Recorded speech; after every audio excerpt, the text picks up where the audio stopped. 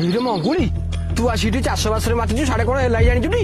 କଣ ହେଲା? ହିରେ ଅବିକା ଟିଭି ଦେଖୁଥିଲି ନ୍ୟୁଜରେ କହୁଛି ମାଇପେ ଯୋଉ ସ୍ପିଡରେ ପିଲା ଛୁଆ ଜନ୍ମ କରି ଚାଲିଛନ୍ତି ସେଇ ରେଟରେ ଯଦି ଜନସଂଖ୍ୟା ବଢିବ ଆଉ 50 ବର୍ଷ ପରେ ରାସ୍ତାଘାଟରେ ଚାଲିବାକୁ ପାଦ ଧୋଇବାକୁ ଜାଗା ମିଳିବନି।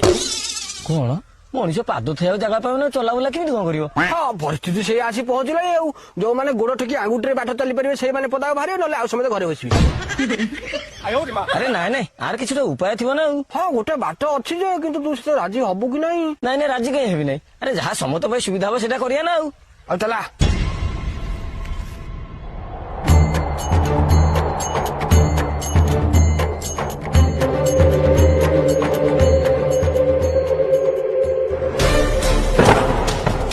ବଢୁଥିବା ଜନସଂଖ୍ୟାକୁ ଆଖି ଆଗରେ ରଖି ବଢୁଥିବା ଜନସଂଖ୍ୟାକୁ ଆଖି ଆଗରେ ରଖି ଆମେ ଏକ ସଚେତନ ନାଗରିକ ହିସାବରେ ଖାସୁ ହବାକୁ ନିଷ୍ପତ୍ତି ନଉଛୁ। ଖାସୁ?